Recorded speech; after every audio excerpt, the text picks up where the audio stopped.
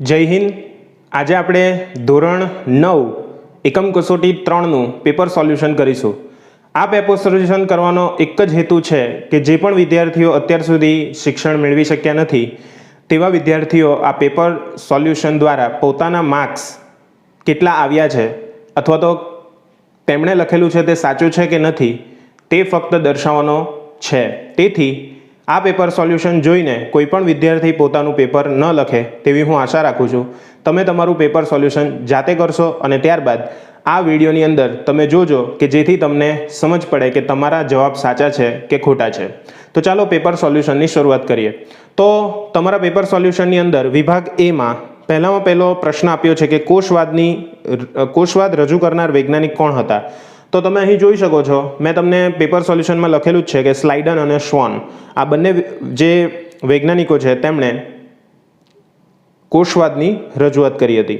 ત્યાર પછી પ્રશ્ન 2 આવે છે મીટર પર સેકન્ડ સ્ક્વેર કઈ ભૌતિક રાશિનો એકમ છે। તો સિમ્પલ છે ભાઈ, પ્રવેગ આવડે એવું જ છે।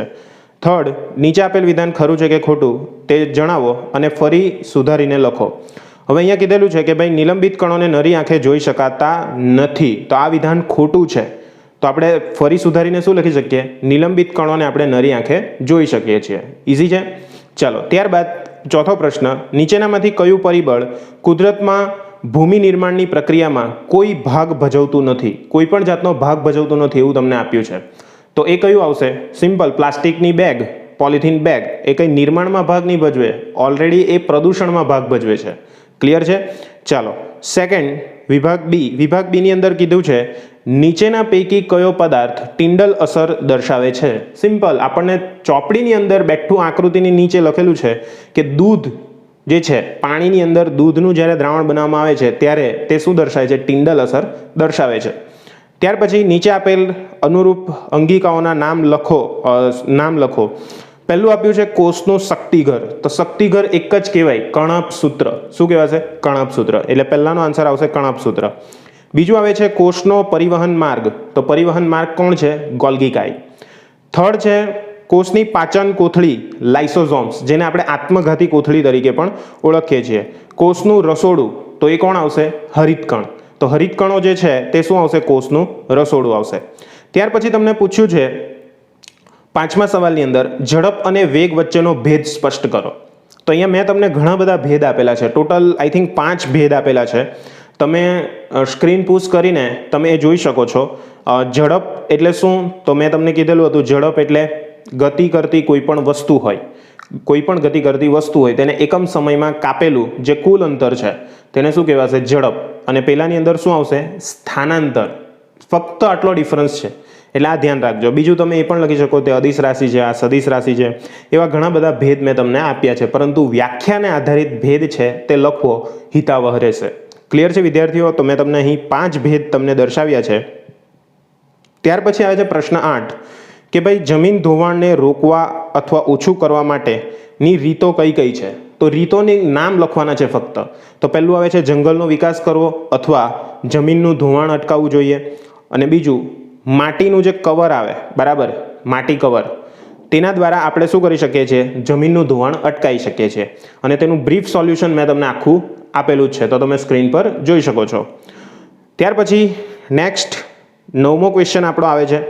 9મા ક્વેશ્ચનની અંદર કીધેલું છે સુરેખ પથ પર ગતિ કરતા પદાર્થના સમીકરણ માટે v = u + at એ સમીકરણ તમારે મેળવવાનું છે। તો એકદમ સરળ સમીકરણ છે ભાઈ, તમે જોઈ શકો છો આકૃતિની અંદર મેં દર્શાવ્યો છે, ગ્રાફ દર્શાવ્યો છે, તેના આધારે કઈ રીતના તમે લખી શકો છો તે પણ મેં તમને દર્શાવ્યું છે। તો તમે સ્ક્રીન પુશ કરીને આ લખી દેજો તો એકદમ સરળ રહેશે। ક્લિયર છે વિદ્યાર્થીઓ? ઇઝી છે। ચાલો, એટલે 9મા ક્વેશ્ચનનો જે પણ સોલ્યુશન છે તે મેં તમને અહીં દર્શાવ્યું છે। આપણે બહુ ટાઈમ વેસ્ટ નથી કરતા કારણ કે તમારું પેપર સોલ્યુશન બહુ અગત્યનું છે। ત્યાર પછી પ્રાણી કોષની નામ નિર્દેશવાળી આકૃતિ દોરો। તો તમને અહીં આકૃતિ પણ મેં તમને દર્શાવી છે જેની અંદર જુદા જુદા એના શું કહેવાય અંગો દર્શાવ્યા છે। ગોલ્ગી પ્રસાધન છે, લીસી અંતઃ કોષરસ જાળ છે, ત્યાર પછી કોષરસ પટલ છે, કોષ કેન્દ્ર છે, ત્યાર પછી પ્રાણી કોષરસ, પછી ખરબચડી અંતઃ કોષરસ જાળ, ત્યાર પછી રિબોઝોમ્સ, લાઇસોઝોમ્સ, તારા કેન્દ્ર, કોષરસ પટલ, બધી જ વસ્તુ મેં તમને દર્શાવી છે। તો તમે શાંતિથી તમે એને ડ્રો કરી દેજો। ત્યાર પછી આવે છે જળ પ્રદૂષણ એટલે શું, જળ પ્રદૂષણની અસરો જણાવો. તો તમે સ્ક્રીન પર જોઈ શકો છો, મેં આખું સોલ્યુશન લખેલું જ છે ને તમે એની અંદરથી ચેક કરી શકો છો કે તેના મુદ્દાઓ કયા કયા હોઈ શકે. ક્લિયર છે વિદ્યાર્થીઓ? એટલે આ વસ્તુ ખાસ અગત્યની છે, ધ્યાનથી એકવાર જોઈ લેજો અને એકદમ સરળ રીતે મેં તમને દર્શાવ્યું છે. ત્યાર પછી નેક્સ્ટ આપણે વાત કરીએ તો છેલ્લો પ્રશ્ન આવે છે, જે છે મિશ્રણના અલગીકરણની પદ્ધતિઓ જણાવો અને ઉધ્વપાતન પદ્ધતિની આકૃતિસહ રજૂઆત કરો, એટલે કે એની સમજૂતી આપો. તો અહીં તમને સમજૂતી પહેલાં તો તમને એ ખબર હોવી જોઈએ કે મિશ્રણની અંદર કયા ટાઈપના મિશ્રણ આવે. તો બે મિશ્રણ આવે, સમાંગ અને વિસમાંગ. સમાંગની પણ પદ્ધતિ અલગ, વિસમાંગની પણ પદ્ધતિઓ અલગ છે. તો અહીં મેં તમને બધી પદ્ધતિઓ દર્શાવી છે, જેમાં આવે છે બાષ્પીભવન, પછી સેન્ટ્રીફ્યુગેશન, ત્યાર પછી અલગીકરણ, ત્યાર પછી ઉધ્વપાતન, ક્રોમેટોગ્રાફી, નિસ્યંદન, સ્ફટિકીકરણ. આ જે 7 પદ્ધતિઓ છે તે મિશ્રણને અલગ કરવા માટેની પદ્ધતિઓ છે. તેમાં તમને કઈ પૂછી છે તો કે ઉધ્વપાતન પદ્ધતિનું આકૃતિસહ વર્ણન કરો. તો તમે જોઈ શકો છો આ ઉધ્વપાતન પદ્ધતિની અંદર આપણે શું કરેલું હતું, એમોનિયમ ક્લોરાઇડ લીધેલું હતું અને બીજું શું લીધેલું હતું, મીઠાનું મિશ્રણ લીધેલું. એટલે એમોનિયમ ક્લોરાઇડ અને મીઠાના મિશ્રણને ગરમ કરવા આપણે શું કરેલું તો કે બાષ્પ વાડકી લીધેલી, બાષ્પ વાડકીને ગરમ કરેલી ને ગરમ કરીને શું થયેલું હતું, એમોનિયમ ક્લોરાઇડ છે તેનું વિઘટન થયેલું ને વિઘટન થઈને એક ગરણી પર એકઠું થઈ ગયેલું. પછી એ ઠંડુ પડતા ત્યાં ઘન સ્વરૂપે મળતું હતું અને ઘન સ્વરૂપથી આપણે એકઠું કરી દેતા હતા. ક્લિયર છે? એટલે આ રીતના તમે એનું અલગીકરણ કરી શકો છો અને તમે એના ક્વેશ્ચનનો આન્સર લખી શકો છો. તે માટે તમે અહીં બોર્ડ પર જોઈ શકો છો, ત્યાં તમને આખી જ એની પદ્ધતિ કઈ છે તેમજ તેમાં કઈ કઈ પદ્ધતિઓ વપરાય છે, આ બધી જ વસ્તુઓ મેં તમને આપી દીધેલી છે. ક્લિયર છે? તો તમને બીજી એક વસ્તુ ખાસ આ વખતે કે ભાઈ આની જે સોલ્યુશન છે તેની PDF ડિસ્ક્રિપ્શન બોક્સની અંદર આપવામાં આવી છે. તો એ PDF પણ તમે ખૂબ ધ્યાનથી લખી દેજો કે જેથી તમને એકદમ સરળ રહે અને તમે એ PDFને સેવ રાખી મૂકજો, કારણ કે ભવિષ્યની અંદર પણ આ PDF તમને કામ આવતી રહેશે.